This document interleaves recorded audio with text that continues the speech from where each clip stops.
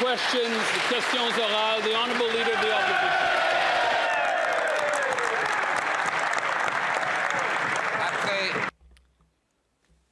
After 10 costly budgets, deficit budgets from these Liberals, they've ballooned the debt, the cost of groceries and housing.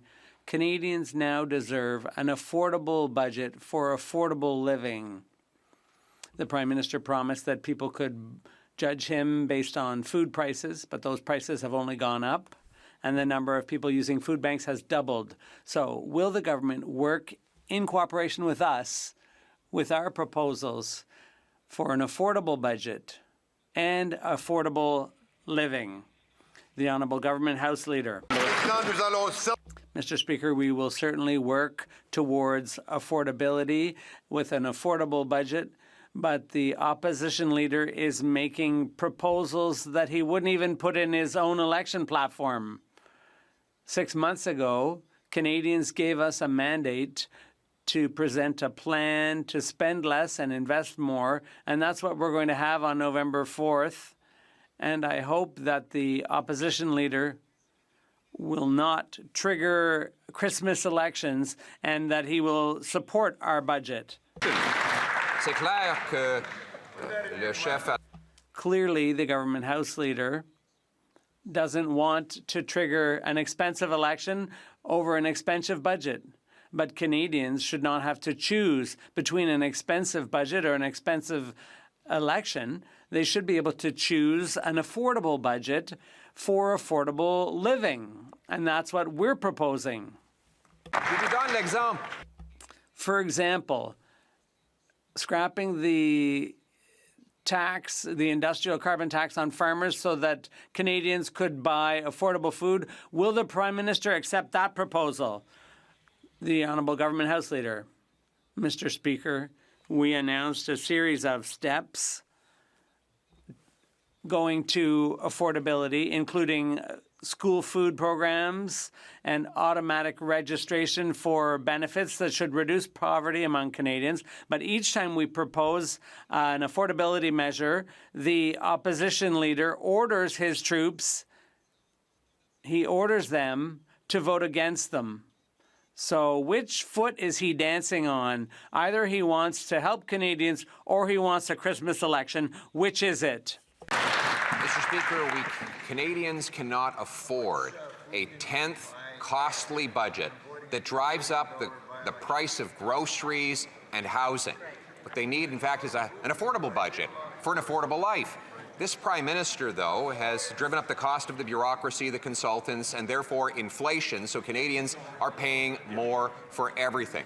We have put forward common-sense proposals to make life more affordable, like eliminating all the hidden taxes on food. Will the Prime Minister put partisanship aside and work with us on an affordable budget for an affordable life? The Honourable Government House Leader.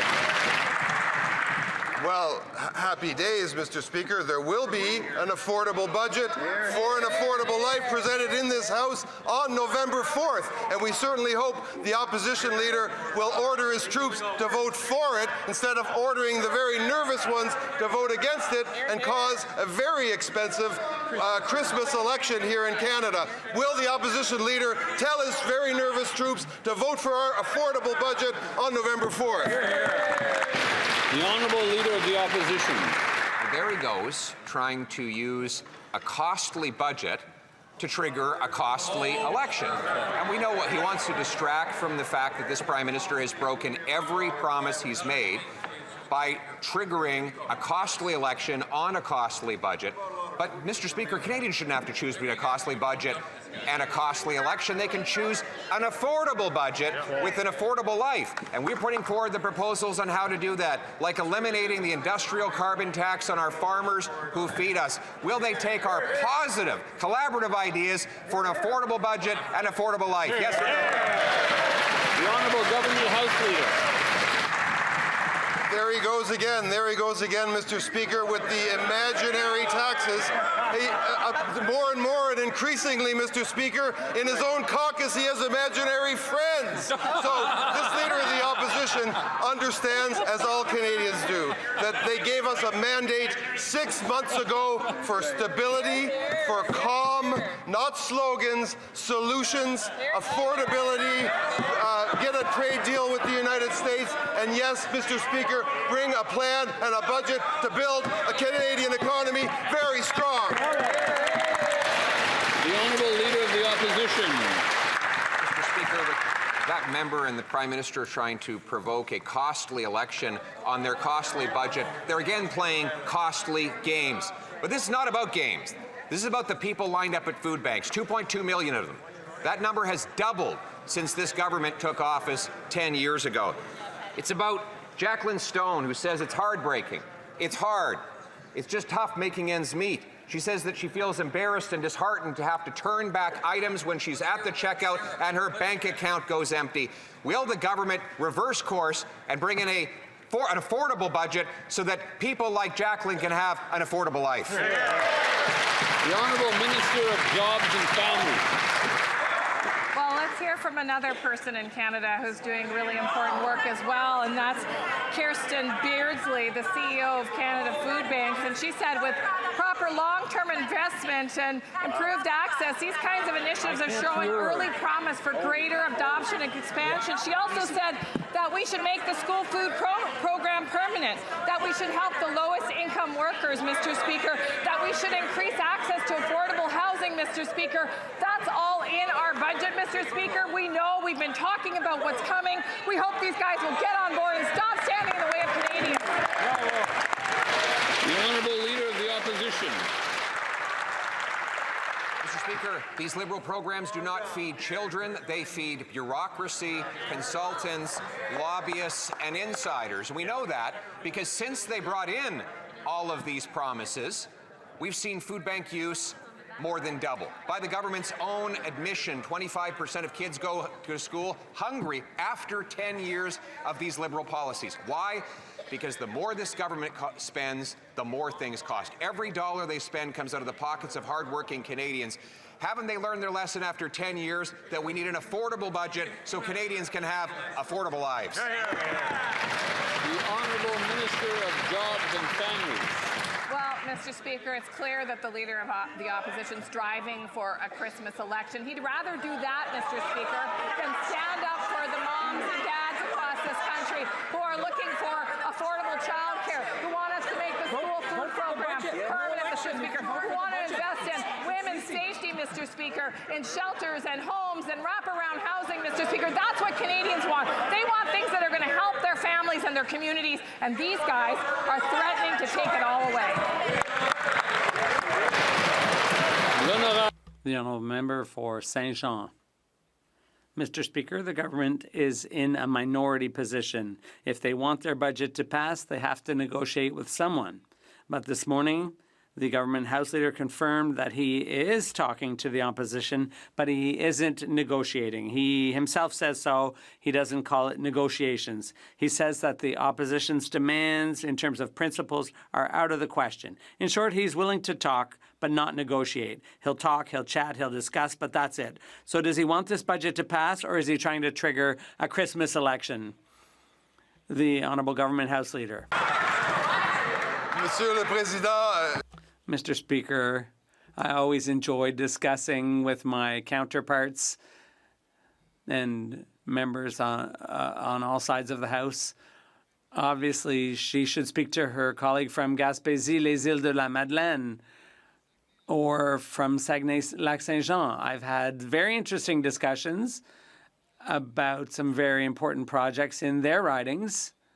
Maybe she has some, and I'd be pleased to dialogue, discuss, negotiate, whatever you want to call it, with her and their leader as well. The Honourable Member for Saint-Jean. The Liberals simply don't want to negotiate for us to support their budget.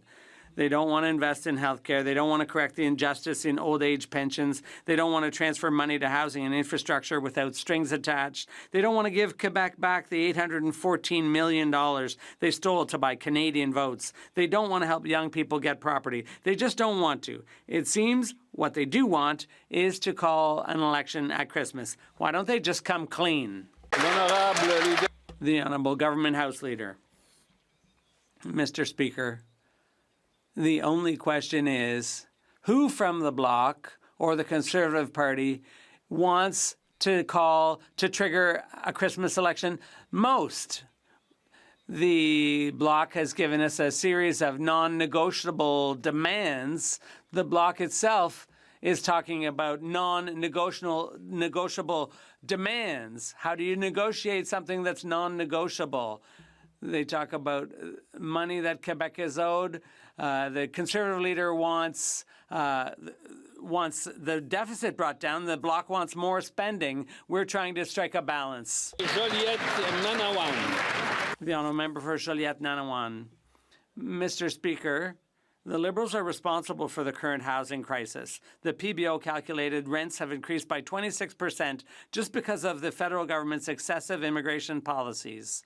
All tenants, including immigrants, are paying 26% more in rent because of the Liberals. To correct this fiasco, the Rapid Housing Initiative has to be renewed and made permanent, and Quebec's share must be transferred to Quebec unconditionally. That's the minimum. Why are the Liberals refusing to include this in the budget, even to the point of threatening an election?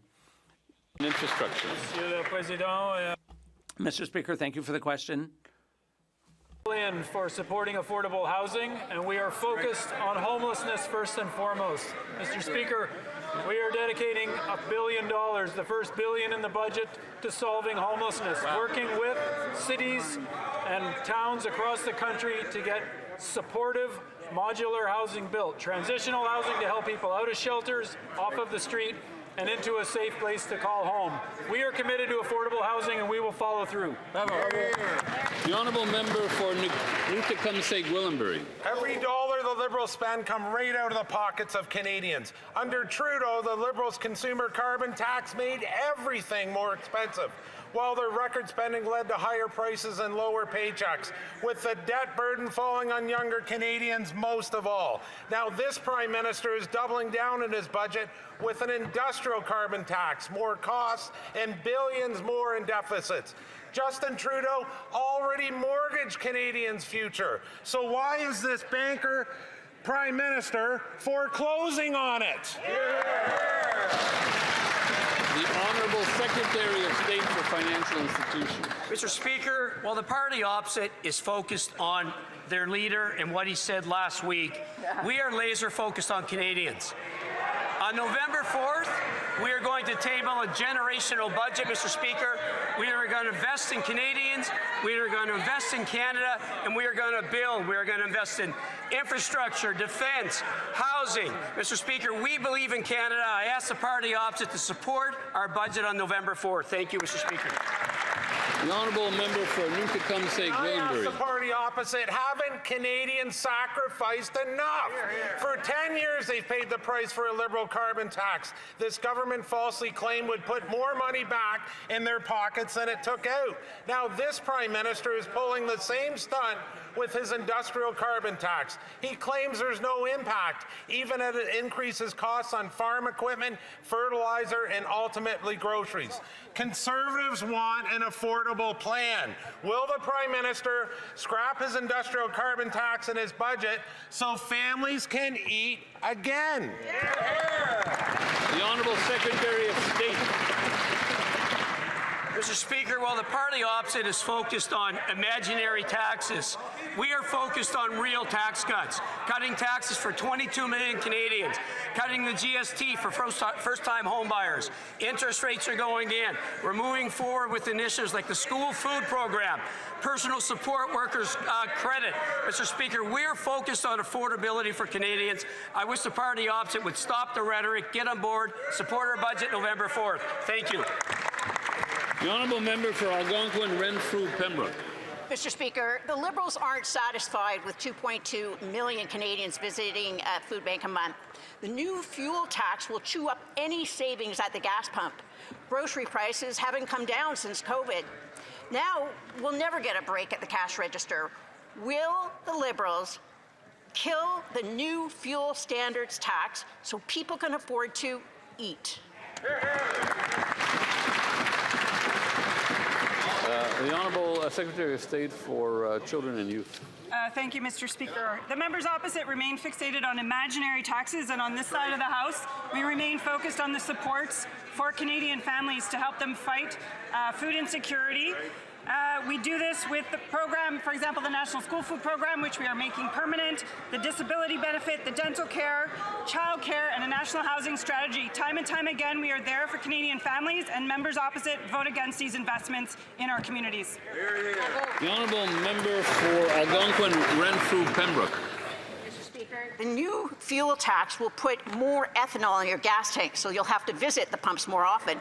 It'll also cut supply, so the fuel will cost more. When fuel goes up in price, the cost of everything goes up. Yep. The Liberals have a chance to kill the new fuel standards tax with the budget. Will the Liberals use the budget to kill the new fuel tax? Here, here.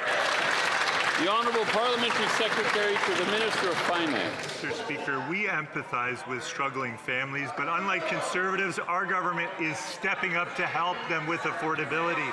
We cut taxes for 22 million Canadians, reduced GST on new home purchases, significantly reduced childcare fees, cut the cost of basic dental coverage, and funded healthy food in schools.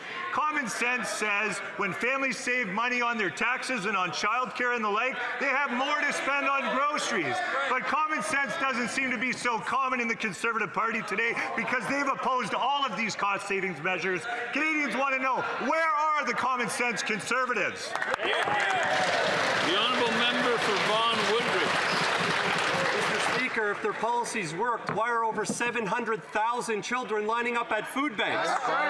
The Prime Minister promised he'd be judged by the cost at the grocery store. Well, the verdict is in. Food inflation up 4%. We now have 2.2 million people visiting food banks in a single month. And by the federal government's own analysis, a $1.3 billion food packaging tax that's baked right into the cost of every meal. So while Canadians are skipping meals, these Liberals are feasting on new taxes. Will the Prime Minister stop cooking up new hidden costs and scrap his food packaging tax so Canadians can afford to live? The Honourable Secretary of State for Labour. Conservative members seem to enjoy talking Canada down, talk about imaginary taxes. It's almost as if they're cheering for the LA Dodgers instead of Canada's team last night. Mr. Speaker, while Conservatives vote against measures that support Canadians, we're investing in them.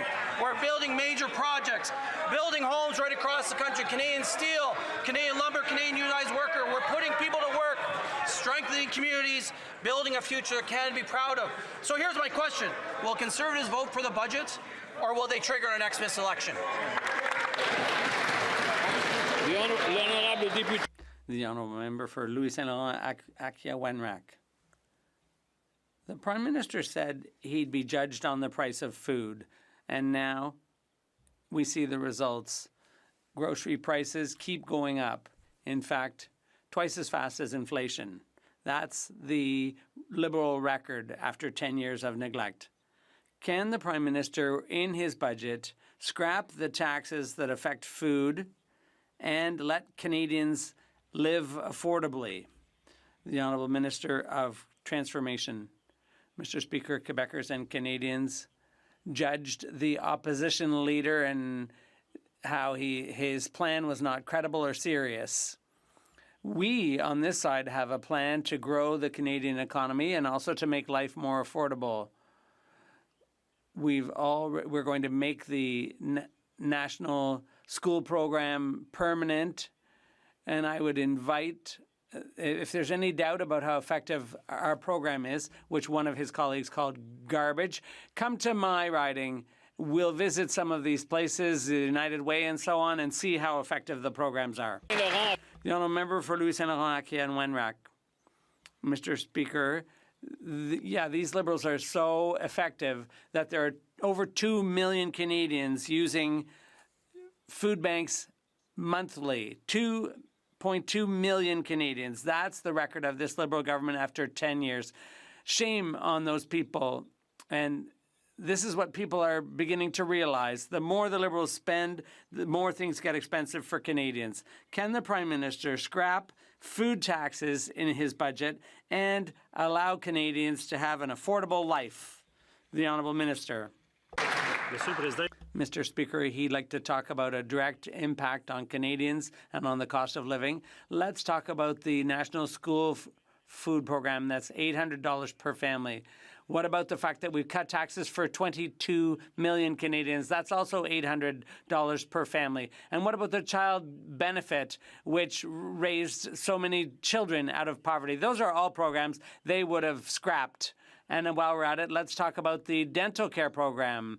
20,000 people in his riding alone have had new access to dental care. That's the thing. Those are the things they'd get rid of on the other side of the House, Mr. Speaker. The honourable member for Jonquière.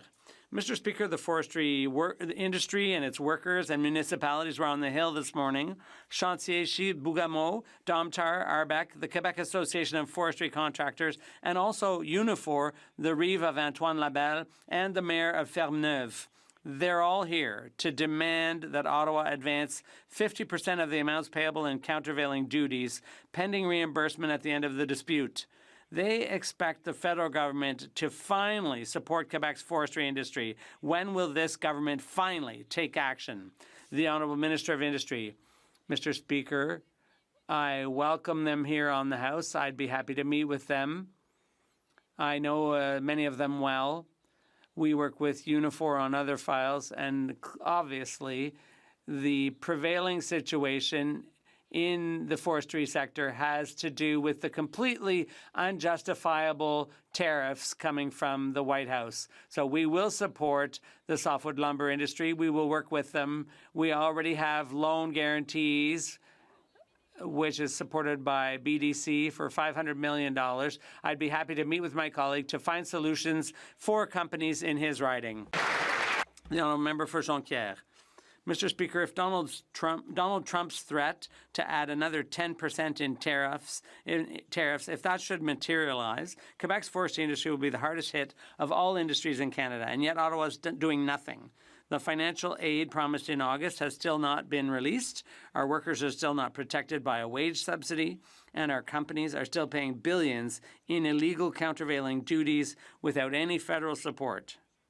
Mr. Speaker, Quebec's forestry industry represents 130,000 jobs in 900 municipalities. When will the Liberals take this crisis seriously and do something? The Honourable Minister. Mr. Speaker, one thing is clear. This government will go to bat for jobs in the softwood lumber industry, period. And that's why we're working every day with the industry. I had meetings last week. I spoke with the Quebec Minister of Industry last week, Minister Frichette, the Minister of Natural Resources and myself, and the Minister responsible for intergovernmental relations. We are on it, and the fund, one mustn't say that the funds are not available. They have been released. They are available, and I'd be happy to work with my colleague further on this issue.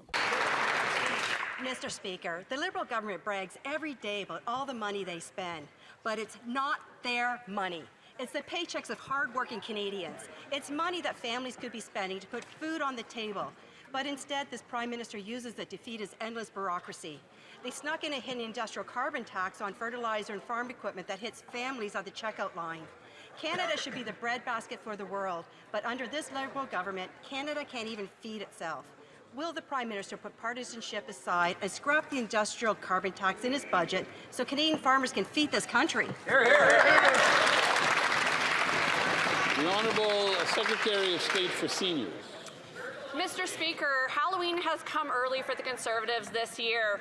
With their imaginary taxes, their ghoulish views on Canadians, calling Canadian school food programs disgusting, calling the RCMP despicable, and demanding a $56 billion cut that would get OAS and GIS that seniors rely on gutted. Mr. Speaker, today seniors will see in their bank accounts an increase on their OAS and their GIS deposited right into their accounts. This is Canada's largest anti-poverty initiative, and Canadians know that they can trust us to ensure that we have their backs. Well done. I see that the Honourable Secretary of State is wearing a button. Unless it says "Have a nice day," it would not be permitted. So, anyway, I just to let the member know. Thank you. The honourable member for Cambridge. Mr. Speaker, Liberals keep saying everything's great, but the only thing growing faster than their debt is the food bank line, while they play hide and seek on taxes. Taxing farmers with a hidden industrial carbon tax while 2.2 million people visit the food bank every single month is insanity. 20% of them work full-time, 33% are children. Anyone but the Liberals can see Canadians are going to bed with empty stomachs on empty promises. Conservatives have a plan to help farmers thrive and families eat. So I ask again, will the Prime Minister support Conservatives' plan to scrap the industrial carbon tax in his budget so Canadian farmers can affordably feed this country? The Honourable Secretary of State for Seniors. Canadians know that there are no taxes on their food. So while the Conservatives talk about imaginary taxes, this government is taking real action to support seniors in this country. We're cutting red tape. We're building homes faster. We've introduced dental care that now more than 2 million seniors have access to. We're building an economy that works for everyone. The Conservatives, however, have a record of pushing the retirement age higher, cutting benefits, and leaving seniors behind, while they're voting against every support for seniors and threatening to do that with the upcoming budget. We're empowering older Canadians. We're protecting them and having their back. The honourable member for Kitchener Centre. Mr. Speaker, every dollar this Liberal government spends comes out of the pockets of Kitchener Centre residents. Hidden, not imaginary, hidden taxes like the food packaging tax is baked into the sticker price, driving up the cost of food. Will the Liberals' own numbers shows that Canadians' 1.3 billion it will be in costs over the next decade for this tax. The more they spend, the more Canadians pay. Will this Prime Minister put partisanship aside and scrap the food packaging tax so Canadians can afford to live? The Honourable Minister of Jobs and Families. Mr. Speaker, all across Ontario, families are benefiting from, let me get this, Mr. Speaker, $16 a day for childcare, down from $70 a day. Mr. Speaker, this is phenomenal, and it's adding thousands of dollars in the pockets of Canadian families every single month, Mr. Speaker. That's the power of investing in families. That's the power of investing in children, and that's why Canadians trust us to have their backs and know that these guys would cut everything they rely on in a heartbeat. The honourable member for Bellechasse-les-Étrements-Lévis. Mr. Speaker, the Prime Minister wants to be judged on the basis of grocery store prices. Ironically, Liberal hidden taxes on food are driving up grocery costs. We're talking about the industrial carbon tax, the food packaging tax, and clean fuel regulations that increase the cost of transporting, producing, and marketing food. The more the Liberals spend, the more Canadians pay at the grocery store. Will the Prime Minister eliminate these food taxes in his budget and make life more affordable for Canadians? The Honourable Secretary of State for Children and Youth. Thank you, Mr. Speaker. Across the way, they're still talking about these imaginary taxes. I spoke to the Breakfast Club of Canada today, and that's an organization that supports many children to have access to the nutrition program in school. They say that making the National Scoot program permanent is an important step for health, learning, and the well-being of children, as well as for social and economic resilience in Canada. I hope my colleagues across the way will support this budget and support this program being permanent. The honourable member for Bellechasse-les-Étrements-Lévis. Mr. Speaker, figures are stubborn. Food inflation is skyrocketing, up by 4%. Food Banks Canada reported a record 2.2 million visits in a single month this week. 20% of food bank users work full-time. 33% of users are children. The Conservatives have a plan to make life affordable for Canadians again. I repeat, will the Prime Minister eliminate these food taxes in his budget and make life affordable for Canadians? The Honourable Minister for Government Transformation. Mr. Speaker, it's fascinating to hear the Conservatives tell us about imaginary taxes. There are no taxes on groceries. I'd repeat it for the benefit of the colleagues across the way. If they want to talk about real things, not imaginary things, let's talk about the dental care program that helps about 20,000 people in her riding. How about the food program in schools? Thousands of people in her riding. What about other programs that will help 100,000 kids in Quebec? The very programs that this school food that these agencies support, they only have a plan to sacrifice these programs. Mr. Speaker, Canada's forestry industry, anchored in my home province of British Columbia, is not just a regional asset, it's a national economic engine.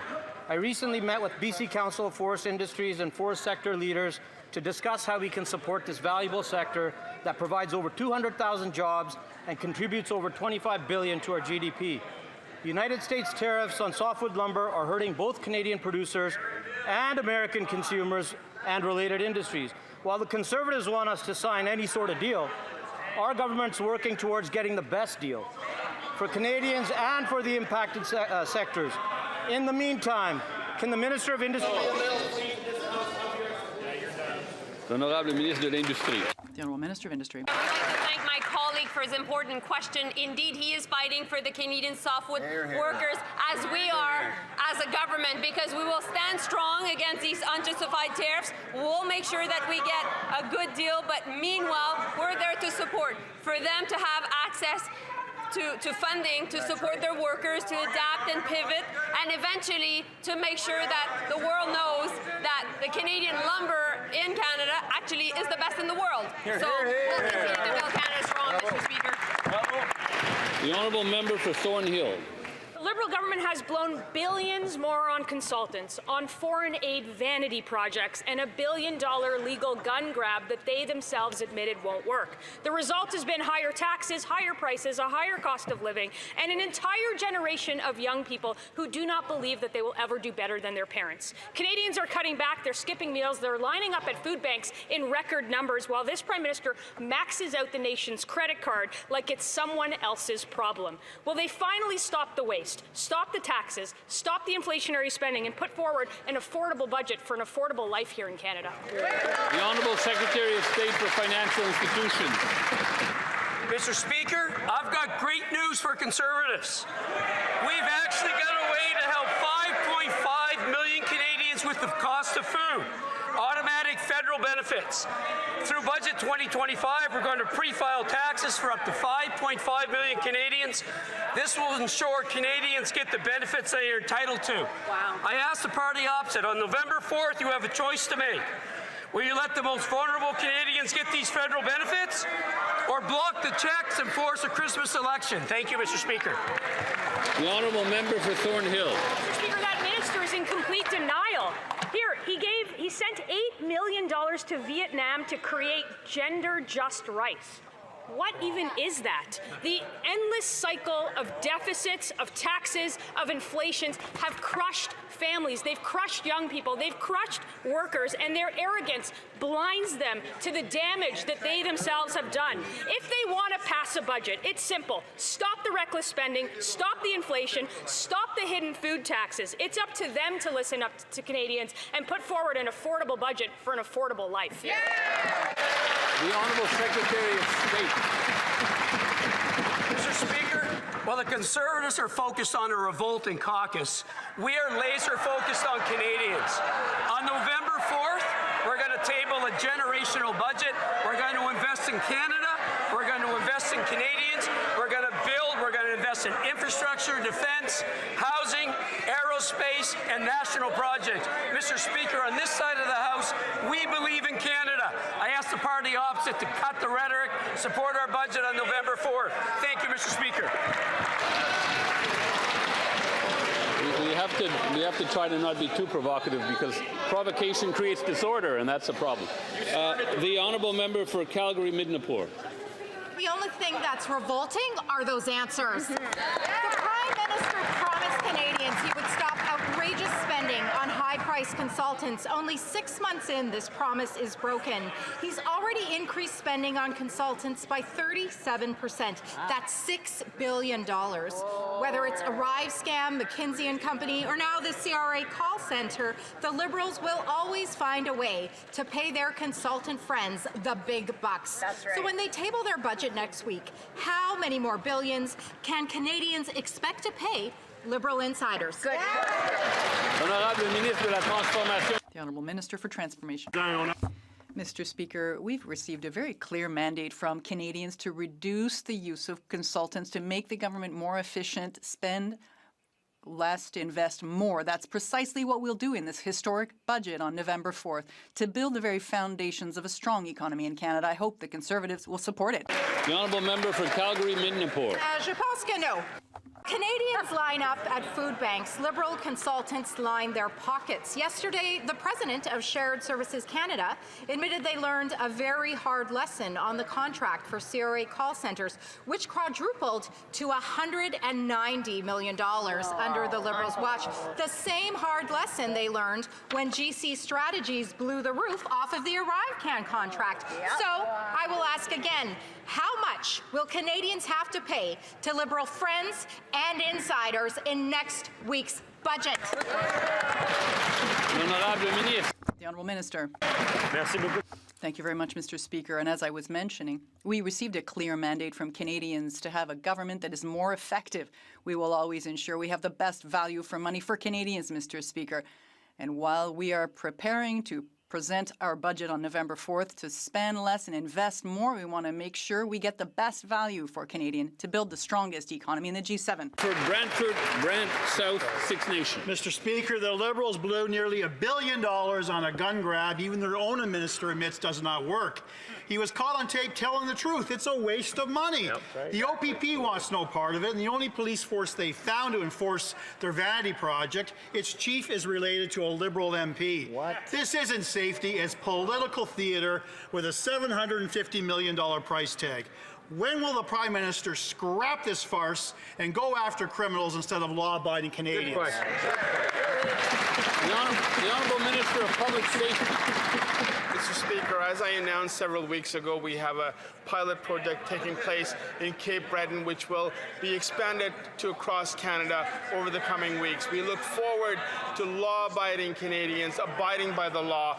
As you know, Mr. Speaker, we have brought in many measures to ensure that criminals are off our streets, including Bill C-14, which I hope the party opposite supports. It is part of a comprehensive plan to attack crime in this country, Mr. Speaker. The honourable member for Bow River. Mr. Speaker, this Liberal government is pushing ahead with a costly and misguided gun grab that ignores the real problem: illegal guns smuggled from the U.S. Instead, they're targeting the most responsible and law-abiding Canadians. In Cape Breton, the mayor says he wasn't consulted, the local police union was blindsided, and the project is run by the brother-in-law of the local Liberal MP. Wow. Canadians need an affordable budget for an affordable life. $750 million is being wasted on this program. Mr. Speaker, when the budget pressures are so high, why are Liberals wasting $750 million on political optics and nepotism instead of cracking down on real criminals and keeping Canadians safe? The Honourable Minister of Public Safety. Mr. Speaker, our government is doing everything we can to ensure that guns are off our streets. This includes Bill C-12, Mr. Speaker. This includes $1.3 billion investment at our border, 1,000 new RCMP, 1,000 new CBSA officers. We have Bill C-14, which will address the issues around bail. We'll also have a compensation program which will ensure that law-abiding Canadians can get compensation for prohibited weapons, Mr. Speaker, which we hope will be expanded across Canada. This is our approach to a range of issues involving crime, Mr. Speaker. I invite the party opposite to support these initiatives. The honourable member for York Centre. This year, the Liberal government will spend $1 billion on interest every week. And while the Prime Minister is planning a record-breaking deficit, his accounting gimmick may put Canada's credit at risk. But last week, the Prime Minister told students they'll have to sacrifice even more. Canadians shouldn't be made to sacrifice. After a decade of Liberal failure, they've sacrificed enough. Yes. They don't want more Liberal debt, Liberal waste, and Liberal corruption. Why is this Prime Minister spending like Justin Trudeau on steroids? The Honourable Parliamentary Secretary to the Minister of Finance. Inflation in Canada has been within the Bank of Canada's target range for over 21 months in a row. The Bank of Canada also cut rates again today by 25 basis points. That's more savings, lower mortgages, and real relief for Canadians. While Conservatives seem to root for a recession in Canada, we're making the investments that are needed for our economy to grow and prosper. Conservatives shout slogans all they want, but we'll continue to implement solutions. They divide, we'll deliver. That's progress. That's what Canadians deserve, Mr. Speaker. The Honourable Member for York Centre. This Liberal member doesn't understand how bad it is out there. More than a quarter of Canadians cannot afford to eat. And now the Prime Minister is telling a room full of students they'll have to sacrifice even more. Young people sacrificed enough. They've already sacrificed home ownership. And yesterday, CTV reported that young Canadians can't even land a minimum wage job. Speaker, question, will the Liberal budget get spending under control so young Canadians can start affording everyday life? The Honourable Parliamentary Secretary to the Minister of Finance. Speaker, lowest net debt to GDP ratio in the G7, a AAA credit rating, an inflation rate within the Bank of Canada's target range, job numbers that exceeded expectations by 83% last month. Those are Canada's economic fundamentals. And Citibank CEO just last week said Canada, relative to other G7 countries, has debt dynamics and fiscal space that, if used wisely, would unlock a lot of opportunities in this country. That's exactly what we're focused on, Mr. Speaker, in Budget 2025, unlocking opportunities for all Canadians. The Honourable Member for Foothills. We have just learned that India has placed 30% tariff on Canadian peas. This is on top of the 100% tariffs already in place from China. As a result, 80% of Canada's pea markets now face tariffs worldwide. This is putting Canadian farmers at risk as prices have dropped more than 40%. The Prime Minister and his team was just in India, and now they're in China. Every time they go somewhere, it gets worse. That's right. What is this government going to do to ensure that our farmers get the tariff relief they need to ensure that they can stay in business? Right on.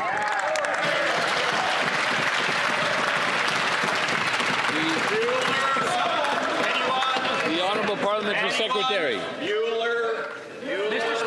Mr. Speaker, our government and our Prime Minister have been working hard to ensure that Canadian farmers have access to markets around the world. Part of the work that they've been doing is exactly that, cutting deals with more and more countries to ensure that Canadian products, Canadian farmers can sell their products to more and more markets around the world. And that is exactly what we've been doing from Singapore to Malaysia. These are the things that our government is working hard on. Instead of talking Canada down, Mr. Speaker, our government can work with other governments to ensure that markets are available to Canadian producers. The Honourable Member for Laval-les-Îles. Mr. Speaker,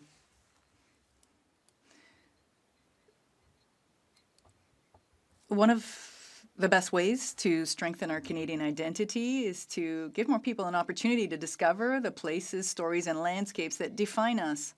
From national museums to parks and historic sites, these shared spaces remind us of who we are. But for many families, the cost of every outing has to be factored into the budget. Can the Minister of Canadian Identity and Culture and Minister responsible for official languages clarify how our government is helping Canadians explore and celebrate their heritage while keeping these experiences accessible to all? The Honourable Minister. Mr. Speaker, last summer, the Strong Canada Pass meant families could discover an incredible country while reducing costs. It was a resounding success. More than 200,000 children enjoyed free admission to national museums. Visitor numbers increased by 15%. Participating provincial museums saw a 26% increase in youth attendance. Parks Canada sites saw attendance increase by between 9 and 20%. We are thrilled that the Strong Canada Pass will be back in the winter and the summer 2026. So Canadians can keep discovering the most beautiful country in the world. The honourable member for Chicoutimi-Millefeuille. Mr. Speaker, the Prime Minister promised to negotiate a softwood lumber agreement with the U.S. today. The forestry sector is threatened with tariffs of up to 55%. Do you know what 55% tariffs mean in my riding of Saguenay-Lac-Saint-Jean? It means 8,000 jobs at risk, families that just can't pay their bills at the end of the month. Our workers deserve better. Since this Prime Minister took office, tariffs have tripled. Why do the Liberals always hurt forestry workers and their families instead of helping them? The Honourable Minister of Industry. Mr. Speaker, I understand the anger displayed by my colleague, and I share it because 55% tariffs on our softwood lumber industry is absolutely unacceptable. And this is why this government, on this side, we are here to defend our workers. We're there with the industry. We understand they're going through a crisis right now. We're going to hold their hands. We're going to make sure they can get through this tough patch, and we'll be there with support. We are able to have good conversations, my colleague and myself. We work well together. I'll be happy to help him. The honourable member for Beauce. Mr. Speaker, the forestry sector is under attack from American tariffs now standing at 45%. In Chaudière-Appalaches, the forestry sector represents $780 million in employment income. This big banker was supposed to fix everything, right? The result is that it costs Europeans less to ship their wood from Germany across the Atlantic by boat than to ship lumber from Saint-Théophile, right at the American border, Mr. Speaker. Wow, what a great negotiator. Bravo. My question, will the Prime Minister defend forestry workers? Yes or no? The Honourable Minister of Industry. Mr. Speaker, the answer is clear. Yes, yes, yes, yes. We will be there for the forestry sector because we believe in it, but not just because of that. We know there are things we cannot control. We can't control the administration in the U.S., but there are things we can control. We will focus on the support to our workers, our businesses, and we will ensure to be there while they go through this crisis. We will support them, and we will build, through major national projects, a lot of demand for our sector. The honourable member for Richmond Hill South. Every single dollar this Liberal Prime Minister spends comes straight out of the pockets of Canadians through higher taxes, higher deficits, and higher inflation. While food bank use surges to 2.2 million visits per month, this Prime Minister thinks it's a brilliant idea to blow $8.2 million on gender-just, low-carbon rice in Vietnam. While the Liberals feed their bloated DEI bureaucracy, Canadians are making sacrifices by skyrocketing food prices, record housing costs, and rising unemployment. So when will this out-of-touch Liberal Prime Minister stop funding his radical DEI programs, stop lecturing working Canadians, and finally deliver an affordable budget for an affordable life? The Honourable Secretary of State for Sport. Thank you, Mr. Speaker. You know, every time the Food Bank's report comes out, I read it. I read what the recommendations are and what those organizations that are focused on reducing poverty and food insecurity in Canada recommend that our government does. Our government recommends that we undertake measures like the National School Food Program, a program which one Conservative member from Newfoundland said last week was garbage, Mr. Speaker. We are investing in our social safety net. We're investing in programs that support families. We are investing in Canadians, Mr. Speaker. Well, that side, the Conservatives, talk them down every chance they get.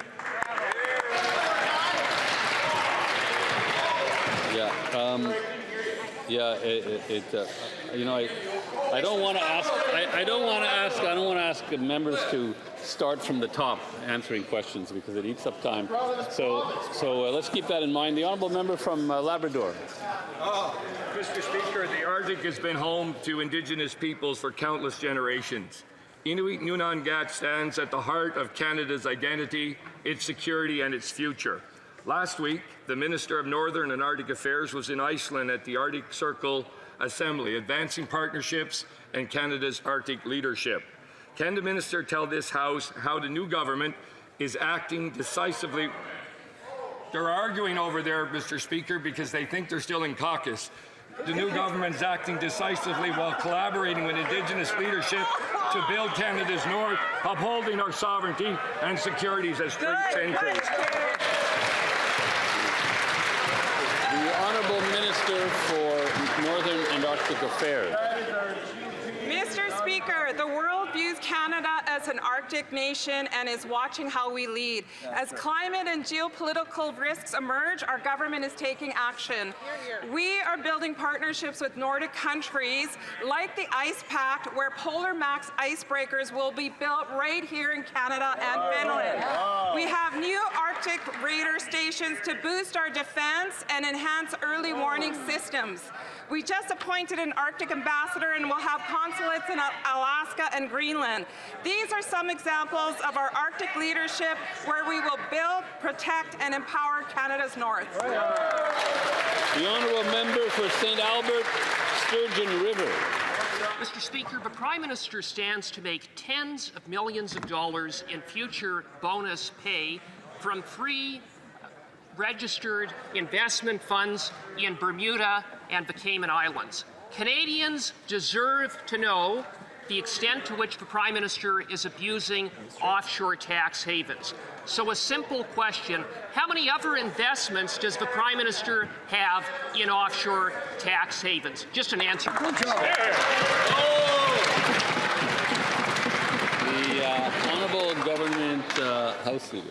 Mr. Speaker, as you know, Canada has one of the strongest, most stringent ethics regimes in the world. It applies to every single person in this House after a very successful career. I think, again, I don't like to do this because it eats up time, but I can't hear, so I need to have the Minister repeat the answer from the top.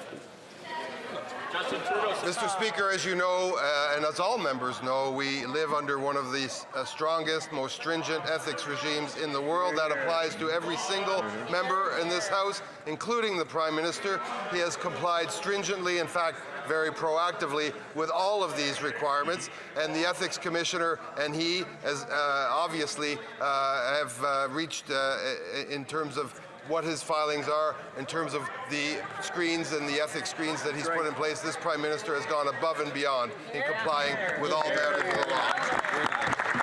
The honourable member for Vancouver Kingsway. Mr. Speaker, Canadians are suffering one of the worst affordability crises in generations. 60% are having trouble meeting their monthly expenses. Shame. Half are using credit cards or borrowing money for daily needs, Shame. paying interest rates of 19% or more. Food bank usage has doubled since 2019. People shouldn't have to struggle like this in a country as wealthy as Canada. What steps is this government taking to make sure Canadians don't have to go into debt just to feed their families? The Honourable Minister of Jobs and Families. Well, Mr. Speaker, I'm really grateful for that question because the government's taking a number of steps and has been taking steps for a number of years to make sure that Canadians can actually feed their families. For example, the Canada Child Benefit that's lifted 400,000 children out of poverty, Mr. Speaker. That's indexed to inflation. Mr. Speaker, the index to inflation benefits for seniors. Mr. Speaker, the work that we've done on employment insurance to make sure that employees who lose their jobs can actually keep that money while they are on claim. Mr. Speaker, I will tell you that this government will stand with workers, we will stand with families, and I sure hope the member opposite will vote for a budget that is... That brings question period to an end.